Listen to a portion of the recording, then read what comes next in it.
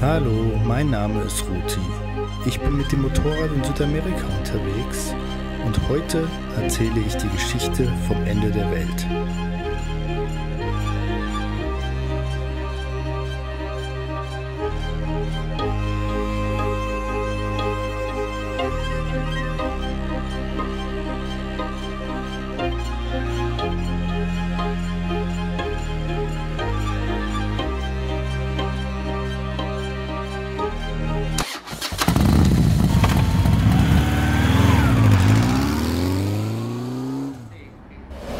Ushuaia nennt sich die südlichste Stadt der Welt.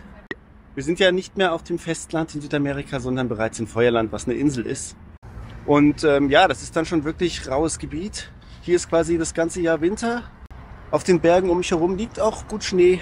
Ich meine, klar, jetzt ist ja auch schon Mitte Mai, also quasi Winter. Es ist aber erstaunlich warm. Und folglich schmückt sich Ushuaia auch mit dem Namen Fin del Mundo, also Ende der Welt. Wer meine Reisen schon ein bisschen verfolgt, weiß, dass ich schon 3-mal vorher an einem Ende der Welt war. Und zwar 2-mal in Portugal, einmal der südwestlichste Punkt Europas und einmal der westlichste Punkt Europas. Und dann in Nordspanien der nordwestlichste Punkt Europas. Das sind alles Punkte, wo die Römer wohl gedacht haben, das ist das Ende der Welt. Und hier ist es jetzt eben das Ende der Welt, weil es der südlichste Punkt quasi ist, vor der Antarktis. Hier war eben auch der südlichste Punkt der Welt, der besiedelt war von den Einheimischen. Es gibt keinen Ort auf der Welt, in dem der Mensch weiter südlich lebt oder lebte. Und die haben hier eben über Tausende von Jahren als einfache Jäger und Sammler gelebt. Da geht es auch wieder um die Entdeckung Feuerlands und so weiter. Magellan und Darwin, ihr erinnert euch. Und das hier sind die Yamanas. Das ist ein anderer Stamm. Die waren wohl im Gegensatz zu den Patagoniern klein und wurden auch als können nicht richtig aufrecht laufen und so beschrieben von den Entdeckern. Und Darwin hat wohl gedacht, das ist der Missing Link in seiner Evolutionstheorie. Diese Leute. Und ja, durch die Ankunft der Europäer wurden ihre Lebensbedingungen so schlecht, dass sie ausgestorben sind. Ziemlich schnell, innerhalb von, glaube ich, 40 Jahren oder so. Hier steht zum Beispiel auch, dass die allein auch schon die Kleidung für die schlecht war, aber dadurch, dass sie nackt waren, haben sie schnell getrocknet und es war hygienisch. Und die Europäer haben dann gesagt, nein, die müssen ihre Nacktheit bedecken und haben ihnen dann die Kleider gegeben, die dreckig waren und eben nicht schnell getrocknet sind, haben viele Krankheiten bekommen und sind einfach gestorben. Es gab auch noch ein interessantes Experiment, das Darwin und vor allem Fitzroy, der Kapitän, von Darwin gemacht hatte. Und zwar hatten die 4 Einheimische mitgenommen nach Großbritannien. Die Idee war, die eben zu erziehen, in Englisch beizubringen und sie dann zurückzubringen, um ein Vorbild für ihre anderen Stammesangehörigen zu sein und auch mit den ankommenden Seglern kommunizieren zu können. Allerdings war die Mission ein Desaster, denn einer von denen ist gestorben in England, weil der sich nicht an das Leben gewöhnen konnte. Und dann hat der Fitzroy gesagt, okay, ey, wir müssen die zurückbringen, so geht's nicht. Und dann haben sie die zurückgebracht und sind dann weitergesegelt. Und als sie irgendwann zurückkamen, haben sie gesehen, dass die wieder ganz normal das Leben gelebt haben, was sie vorher gelebt haben und nichts von der Kultur der Briten angenommen haben. Weiter raus gibt es dann noch Kap Hoorn. Man kennt das von den berüchtigten Seefahrerabenteuern. Und da kann man aber nicht, ich habe mir das so vorgestellt, man steht auf einer Klippe und guckt auf Kap Hoorn, das geht aber nicht. Das ist relativ weit draußen und dieser zerklüfteten Inseln und so weiter. Hier steht irgendwo ein Schild, es sind noch 1000 Kilometer bis zur Antarktis. Wir sind hier, Ushuaia. Und das sind die Falklandinseln. Und hier beginnt schon die Antarktis.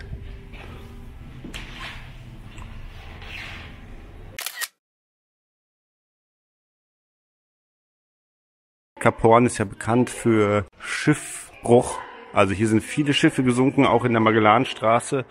Es gab hier eben extrem viel Schiffsverkehr früher, weil es den Panama-Kanal nicht gab. Also die einzige Möglichkeit, um Südamerika rumzukommen, war unten rumzufahren. Und dementsprechend viel war hier los und deswegen gab es auch viele Schiffunglücke. So, wir sind jetzt hier im Beagle-Kanal, benannt nach dem Schiff von Charles Darwin. Und hier fließt der Pazifik in den Atlantik. Also der Beagle-Kanal ist ungefähr 150 Kilometer breit. So nah am Kap Horn war ich noch nie. Weiß nicht, ob ich jemals näher rankommen werde.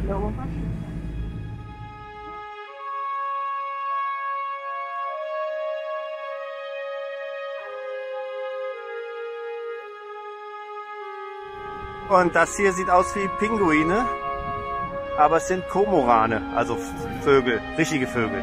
Und man sieht auch Seelöwen. Ziemlich gut sogar.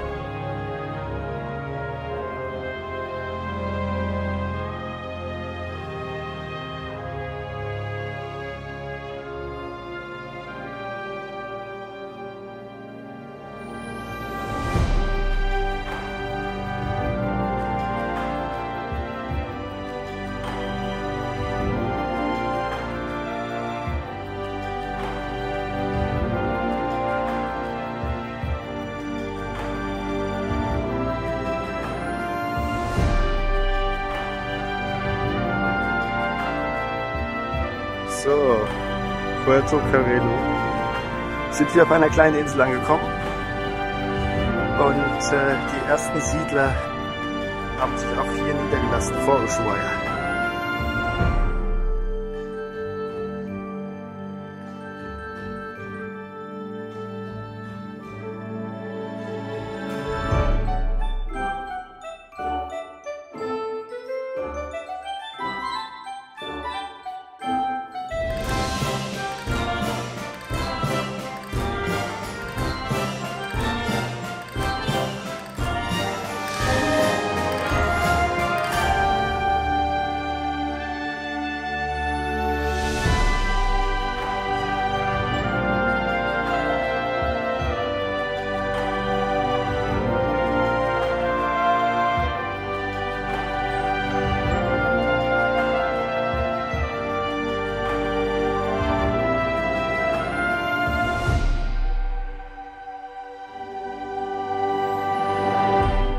So, zu guter Letzt können wir noch Wale sehen, weil die um dieser Jahreszeit hier sich rumtreiben. Und er hat gerade auch was gezeigt. Er guckt noch ganz angestrengt. Da sieht man Fontänen.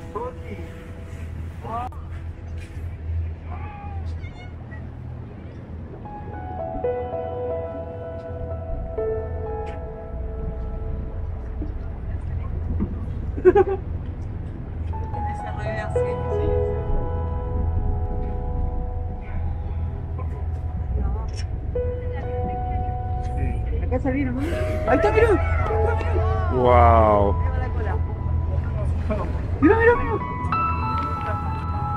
Ah, hier sind auch Seelöwen.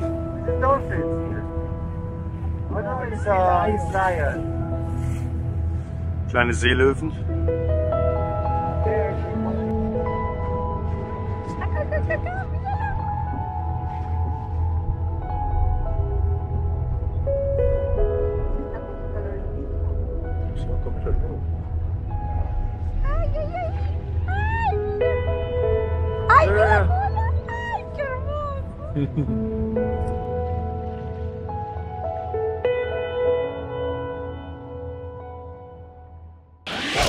Das berühmteste Schild in Ushuaia ist dieses hier. Da macht jeder ein Foto, wenn er nach Ushuaia kommt. Es gibt aber noch an dieser Küstenstraße, die jetzt so hinter mir vielleicht erkennbar ist, gibt es noch 2 andere Schilder, wo man dann Ende der Welt Fotos machen kann. Also es wird hier wirklich auch verkauft, sagen wir mal.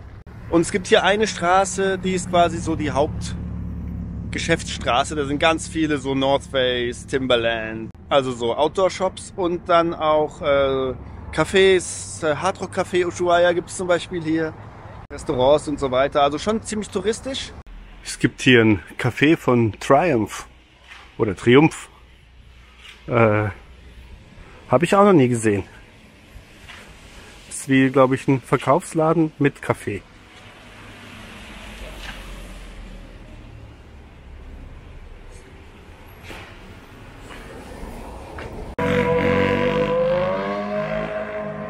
Ja, und was es eben noch viel gibt, hier sind Souvenir-Shops. Das gab es ja auch schon in Puerto Natales und Punta Arenas viel.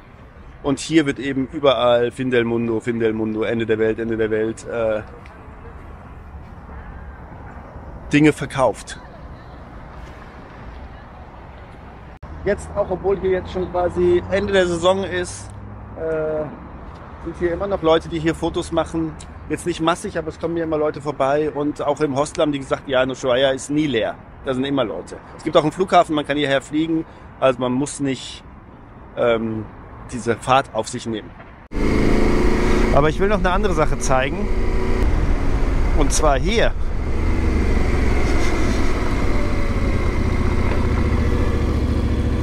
Tren del Fin del Mundo. Das heißt, es gibt hier einen Zug. Ich glaube, jetzt ist er nur noch für touristische Zwecke, wird er genutzt. Einer aus dem Hostel, der hat da gearbeitet oder arbeitet da, ich weiß gar nicht genau, aber der hat gesagt, ah ja, es ist halt, fahr hin, mach ein Foto von außen, hast es gesehen, so hat er gesagt. Aber irgendwie früher wurde er für die Gefangenen, die wurden hierher transportiert, so habe ich es verstanden, genutzt. Ich gucke jetzt mal, ich bin hier selber noch nicht runtergefahren. Vielleicht kann man ja was sehen.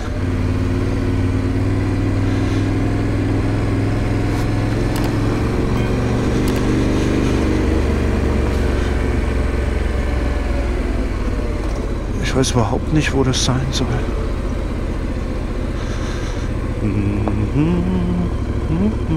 Estacionamiento.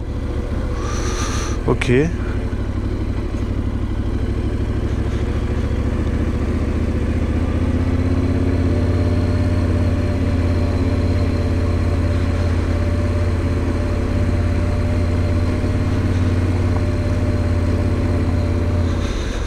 Oh ja, ist hier Tickets. Da steht er. Geil. Ja, okay, das ist eine Dampflok, das ist natürlich schon geil. Oh, jetzt muss ich schnell anhalten, dass ich noch ein Foto kriege. Oh, shit.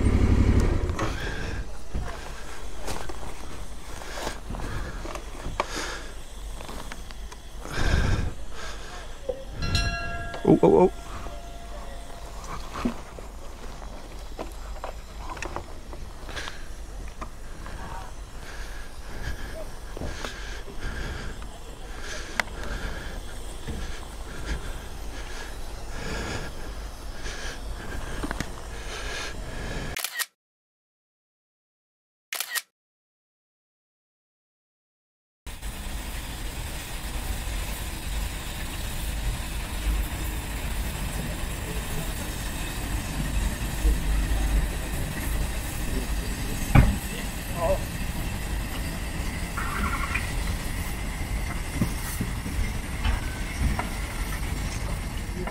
Also hier gibt es noch mal ein bisschen so Infotafeln. Und der Zug wurde eben genutzt, um Waren zu transportieren, wie man hier sieht. Und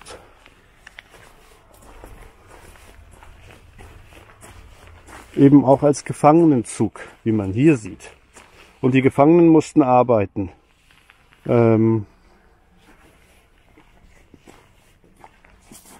Hier sieht man das auch noch. Und Schnee ist hier auch immer ein Problem. Die mussten dann auch die Gefangenen den Zug vom Schnee befreien. Und hier steht, dass es oft der Fall war, dass es mehrere Stunden Verspätung hatte. Und so sah Ushuaia früher aus.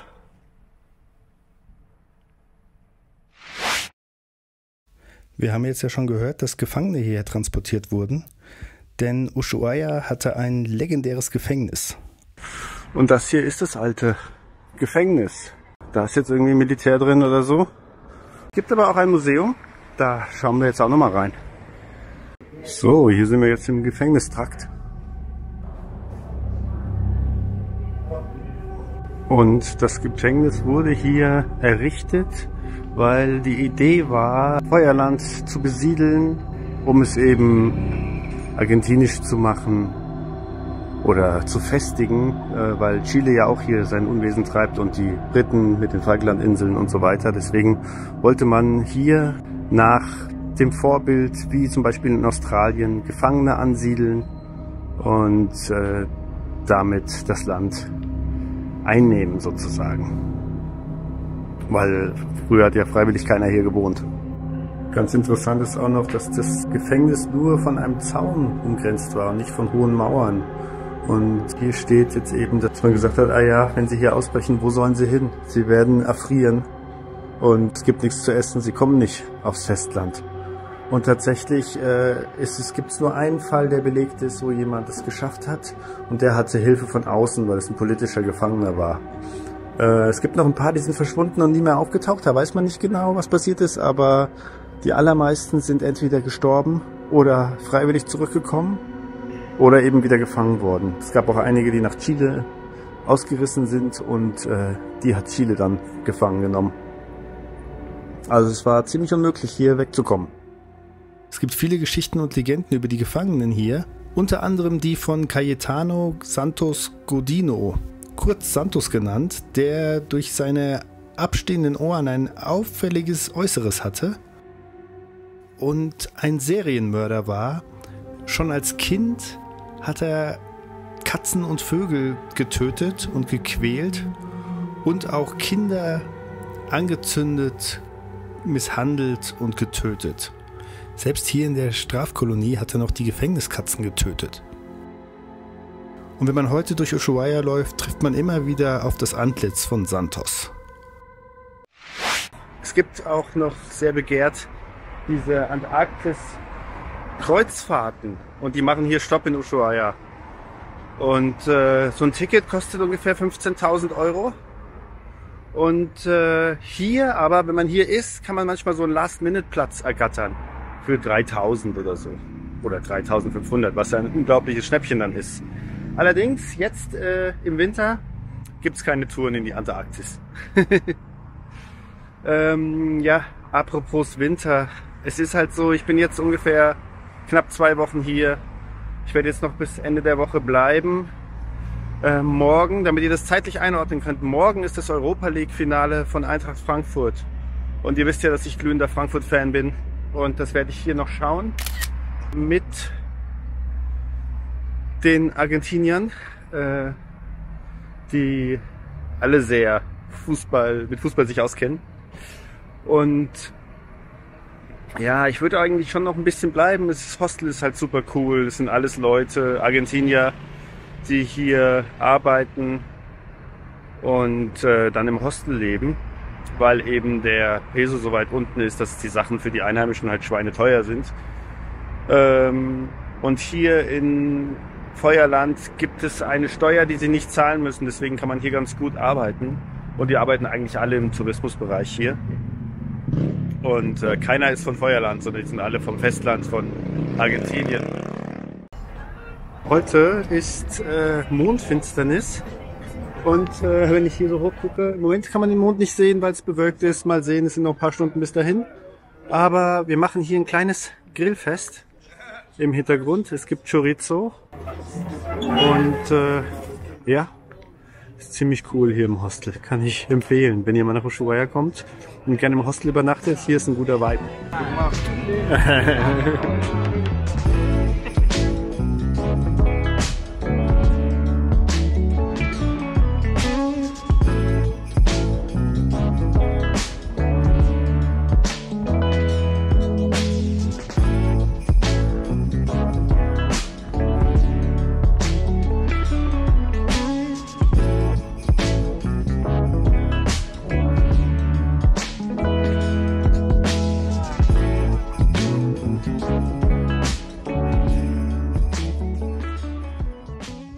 Allerdings, der Winter kommt und ich weiß jetzt immer noch nicht, ich konnte nicht rausfinden, ob der Pass jetzt dann komplett geschlossen wird bis September. Manche sagen ja, man kommt schon rüber, wenn besseres Wetter ist. Es ist wohl immer so ein Auf und Ab in Ushuaia. Es liegt dann nicht irgendwie 4 Monate Schnee. es ist wohl schon auch überraschend. Letztes Jahr hatten sie jetzt schon 1 Meter Schnee in der Stadt. Die Skifahrer warten jetzt alle hier auf Schnee und es ist noch Nebensaison. Im Juli ist dann Hauptsaison. Dann ist es hier wohl knallvoll und alle kommen zum Skifahren her und zum Snowboarden und man kann auch viel Backcountry Skifahren machen und so. Ja, es wäre natürlich schon noch geil, hier mal Ski zu fahren am Ende der Welt. Allerdings kann es sein, dass ich dann mit dem Moped nicht mehr wegkomme. Ist das so schlimm? Weiß ich nicht. Ist bestimmt auch cool, hier gut Spanisch zu lernen und hier so ein bisschen zu bleiben. Und ja, im Feuerland Schnee zu sehen, das ist natürlich auch das, was Feuerland ausmacht, ne? Ich sehe ihn hier auf den Bergen, aber ja, die andere Seite ist halt, wenn es Eis ist, dann macht Motorradfahren weniger Spaß. Lange Rede, kurzer Sinn. Ich habe keine Ahnung, ob ich jetzt Ende der Woche aufbrechen soll. Manchmal denke ich, ja, mache ich. Und dann denke ich, ach, ich bleibe noch mal ein bisschen und schaue, was passiert. Es ist wahrscheinlich eher so bei mir, dass ich vielleicht noch so 1, 2 Wochen gerne bleiben würde. Aber ob ich jetzt 3 Monate noch bleiben will, glaube ich eher nicht. Ich bin ja auch eher jemand, der das Warme mag und nicht so gern das Kalte. Skifahren dagegen mache ich sehr gerne. Ja, ich bin sehr unentschlossen, es geht hin und her und ja, wir werden dann im nächsten Video sehen, wie es ausgegangen ist. Das heißt, ich verabschiede mich für heute aus Ushuaia. Das ist das Ende der Welt. Ich hoffe, es hat euch gefallen. Es war interessant. Ich möchte mich ganz herzlich bedanken für die Unterstützung bei Peter und Heinrich. Vielen, vielen Dank. Super nett. Das ein oder andere Bier werde ich dafür kaufen können.